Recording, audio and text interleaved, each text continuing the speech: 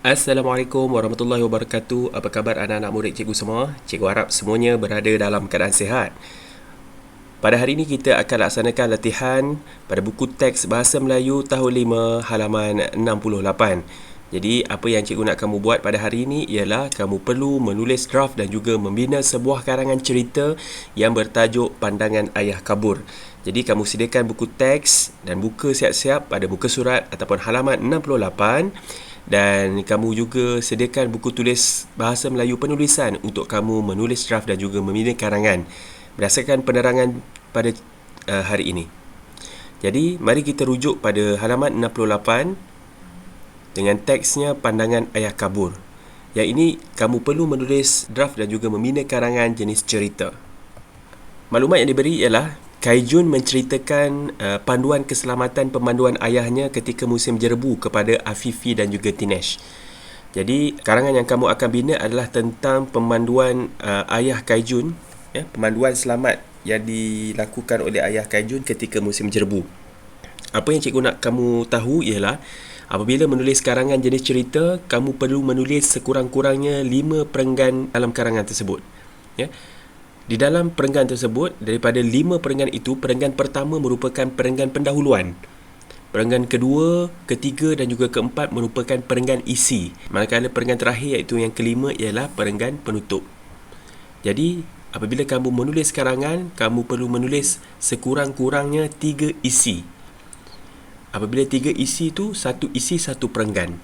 Jadi, secara keseluruhannya kamu perlu menulis karangan sekurang-kurangnya 5 perenggan yang terdiri daripada perenggan pertama pendahuluan, perenggan kedua, tiga, empat perenggan isi, manakala perenggan terakhir iaitu perenggan 5 ialah perenggan penutup.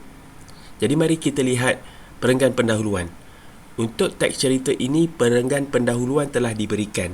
Jadi kamu boleh baca sahaja dan juga kamu boleh mengenal pasti bagaimana cara untuk menulis pendahuluan cerita. Mari kita baca. Cuaca jerebu sedang melanda negeri Melaka. Semua pemandu dinasihati berhati-hati ketika memandu dan patuhi peraturan jalan raya. Ini ialah pendahuluan cerita. Mari kita lihat perenggan kedua. Perenggan ini hanya diberikan isi sahaja dan telah diberikan juga kepada kamu maklumat-maklumat penting yang kamu boleh gunakan untuk menghasilkan ayat bagi isi pertama. Jadi, bagaimanakah cara untuk menulisnya? Mari kita sama-sama lihat ke tempat kerja. Okey, ini carangan jawapan daripada cikgu ya.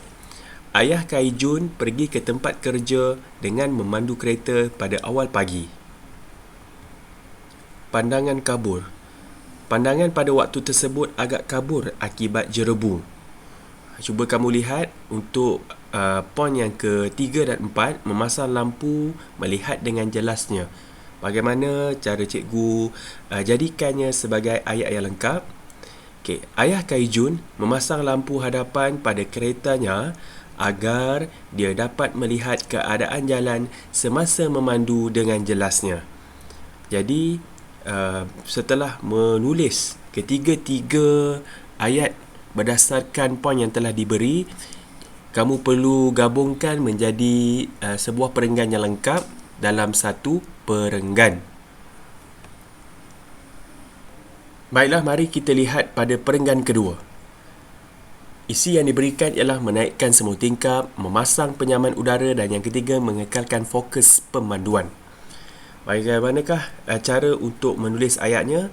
Mari cikgu tunjukkan kepada kamu contoh. Ayah Kaijun telah mengambil langkah menaikkan semua tingkap pada keretanya untuk mengelakkan daripada asap jerebu masuk ke dalam kereta. Jadi sebab itu ayah Kaijun menaikkan semua tingkap untuk mengelakkan daripada asap jerebu masuk ke dalam kereta. Jadi kamu perlu kreatif ya apabila menulis atau membina ayat berdasarkan isi yang telah diberikan. Untuk isi yang seterusnya, beliau telah memasang penyaman udara agar udara di dalam kereta segar dan oksigen dapat masuk ke dalam ruangan tersebut. Sebab itu apabila kita menutup semua tingkap, maka oksigen tak ada dalam kereta kan. Jadi apabila memasang penyaman udara, maka udara sejuk akan masuk ke dalam kereta dan udara tersebut juga membawa bekalan oksigen agar penumpang dan juga pemandu di dalam kereta tidak sesak nafas lah kerana kekurangan oksigen. Dan yang terakhir, keadaan yang selesa semasa pemanduan amatlah penting agar beliau dapat mengekalkan fokus pemanduannya. Ini ialah cara ataupun contoh penulisan isi bagi perenggan ketiga untuk isi kedua. Mari kita lihat isi ketiga. Poin yang diberikan: menjarakkan kereta pertama, yang kedua memandu secara perlahan, dan yang ketiga mengelakkan pelanggaran. Bagaimanakah cara untuk menjadikan ayat yang lengkap? Mari sama-sama lihat contoh yang cikgu berikan. Untuk poin menjarakkan kereta, ayatnya seperti ini. Semasa memandu, Ayah Kaijun memastikan beliau sentiasa menjarakkan keretanya dengan kereta hadapan sekurang-kurangnya 3 saat. Ini adalah pengetahuan sedia ada berkaitan tentang peraturan-peraturan apabila memandu kereta.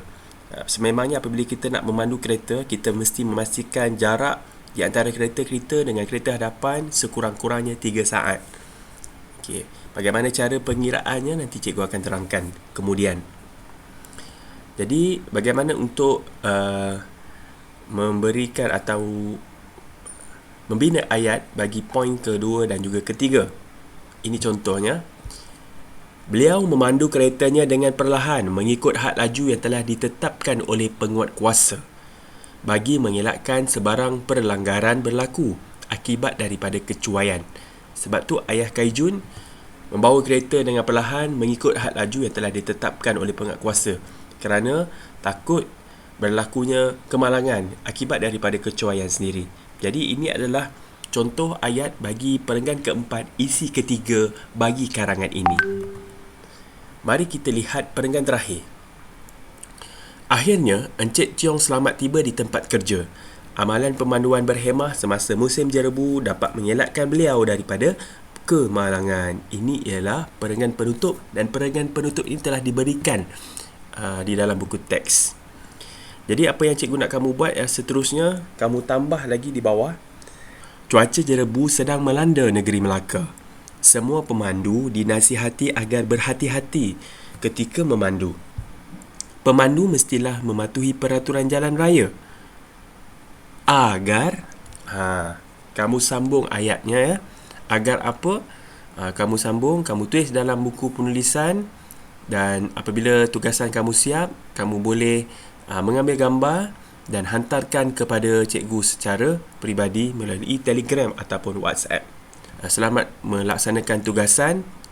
Kita berjumpa lagi di sesi pembelajaran yang akan datang. Assalamualaikum.